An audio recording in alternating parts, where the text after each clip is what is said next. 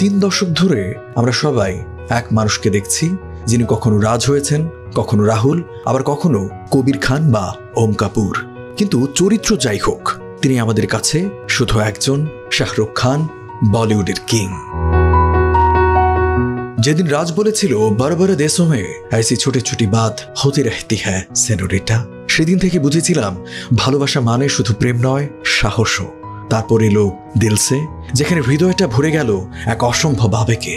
আর কাল হো না হো আমাদের শেখালো হাসো, ভালোবাসো, কারণ কে জানে কাল কি হবে। ভালোবাসার পরশে যিনি বীরজারা, আবার অন্যদিকে রাজা ডন, যাকে ধরা অসম্ভব। কখনো রইস হয়ে সমাজের অন্য মুখ দেখিয়েছেন, আবার পাঠান হয়ে প্রমাণ দিয়েছেন রাজারা অবসর নেয় না, তারা শুধু আরো বড় হয়ে ফিরে আসে।